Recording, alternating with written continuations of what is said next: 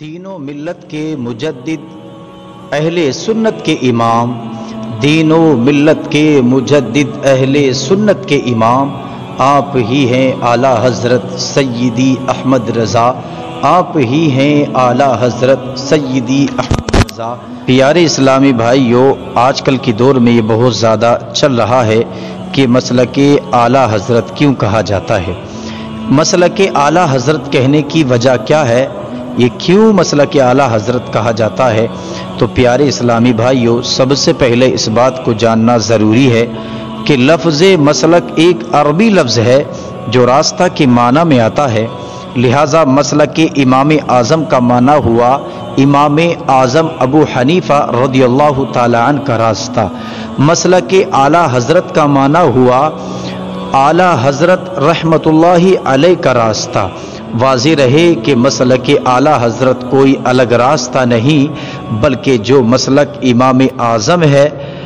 جو مسلک امام اعظم ہے وہی مسلک اعلیٰ حضرت ہے۔ بظاہر ان دونوں جملوں میں فرق سمجھ میں آتا ہے، لیکن دراصل یہ دونوں راستے ایک ہی راستے ہیں۔ اب رہی بات یہ کہ مسلک امام اعظم اور مسلک اعلیٰ حضرت ایک ہی شے ہے، تو پھر مسلک اعلیٰ حضرت کیوں کہا جاتا ہے؟ ایک شے ہونے کے باوجود مسلک اعلیٰ حضرت کو مسلک اعلیٰ حضرت کیوں کہا جاتا ہے؟ تو پیارے اسلامی بھائیوں، اس کا جواب یوں دیا جاتا ہے کہ جب ہند و پاک کے ہر چہار جانب دیوبندی وہابی مذہب کی اشاعت ہونے لگی اور مسلمان ان کے گندے عقائد اور پلید تعلیمات سے بیزاری کا اظہار کر کے ان سے دور بھاگنے لگے، تو دیوبندی فرقوں کے ملا اور مبلغین جا بجا یہ کہہ کر سیدھے سادے مسلمانوں کو اپنی طرف مائل کرنے لگے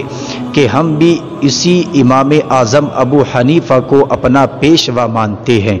جن کی آپ لوگ تقلید کرتے ہیں۔ نماز، روزہ، حج، زکوٰۃ، نکاح، طلاق، قربانی وغیرہ تمام احکامات میں ہم اور آپ ایک ہی ہیں۔ امام اعظم ابو حنیفہ رضی اللہ تعالی عنہ کی پیروی کرتے ہیں، لہذا ہم لوگوں کو آپس میں اختلاف پیدا کرنا نہیں چاہیے، ہم لوگوں کو ایک ساتھ مل جل کر محبت سے رہنا چاہیے، اور محفل میلاد منعقد کرنا، نیاز، فاتحہ، سلام و قیام وغیرہ سب فروعی مسائل ہیں، ان چیزوں کی طرف دھیان نہیں دینا چاہیے۔ یہ تمام باتیں کہہ کر سیدھے سادے مسلمانوں کو بہکانے لگے۔ پیارے اسلامی بھائیوں، بے علم اور سیدھے سادے مسلمانوں کو وہابیوں کی ایسی گفتگو سے متاثر ہو جانا پڑتا تھا، اور وہ ان کی گفتگو سن کر متاثر ہو جاتے تھے اور ان کے دامن فریب میں آ جاتے تھے، اور ان ظالموں کی صحبت اختیار کر کے دین و ایمان کو کھو بیٹھتے تھے۔ جیسا کہ آج بھی کچھ لوگ ان بدعقیدوں کی داڑھی، ٹوپی، سیاہ پیشانی، چھوٹا پاجامہ، لمبا کرتا، ہاتھ میں تسبیح کے دانے اور سروں پر برقع نما رومال دیکھ کر ان کی خیر خواہی کرتے ہیں، انہیں بڑے دیندار اور تقوی شعار تصور کرتے ہیں اور آسانی سے ان کے چنگل میں پھنس جاتے ہیں۔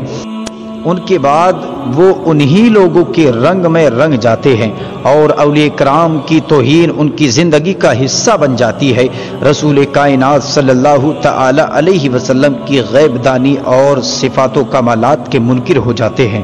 بلکہ انہیں اپنے جیسا بشر کہنے لگتے ہیں۔ محفل میلاد، قرآن خوانی، فاتحہ خوانی، تیجا، چہارم، 10واں، 20واں، 40واں اصال ثواب وغیرہ کو بدعت و ناجائز قرار دیتے ہیں۔ نبی پاک صلی اللہ علیہ وسلم پر درود پڑھنے سے تو انہیں سخت نفرت اور جلن ہوتی ہے، اور کوا کھانا ان کے لیے حلال بلکہ کار ثواب بچ جاتا ہے۔ ہولی دیوالی کی کچوڑی پوڑی بلا کراہت جائز ہو جاتی ہے، اور فاتحہ پڑھا ہوا کھانا، مٹھائی اور یوم عاشورہ میں امام حسن اور امام حسین اور اہل بیت اطہار کے نام کی سبیل حرام ہو جاتی ہے، لیکن بتوں اور دیوتاؤں پر چڑھایا ہوا سامان انہیں کھانے کو مل جائے تو جائز ہو جاتا ہے، جیسا کہ دیوبندی مکتب فکر کے مشہور عالم مولوی رشید احمد گنگوہی صاحب نے فتاوا رشیدیہ جلد اول صفحہ نمبر 101، جلد دوم صفحہ نمبر 105 پر یہ تحریر کیا ہے۔ بہرکیف جب دیوبندی وہابی مسلک کے مبلغین اور سنی مسلمانوں کو میٹھی میٹھی باتوں اور شاطرانہ چالوں کے ذریعے اپنی طرف مائل کر کے انہیں شہد دکھا کر زہر پلانے کا رول ادا کرنے میں کامیاب ہونے لگے تو علماء اہل سنت نے سنجیدگی سے اس پر غور کیا کہ حالات کے پیش نظر ایک ایسا جملہ استعمال میں لایا جائے جس سے اہل سنت والجماعت اور دیوبندی وہابی کے درمیان امتیاز پیدا ہو سکے، دیوبندی وہابی کے درمیان امتیاز پیدا ہو سکے۔ لہذا علماء اہل سنت والجماعت نے مسلک اعلیٰ حضرت کی تجویز فرمائی اور جا بجا اس جملے کو استعمال کیا جانے لگا، جس کی وجہ سے سنی اور دیوبندیوں میں پہچان ہونی شروع ہو گئی۔ اس بات سے یہ بات روز روشن کی طرح عیاں ہو گئی کہ دور حاضر میں جو شخص مسلک اعلیٰ حضرت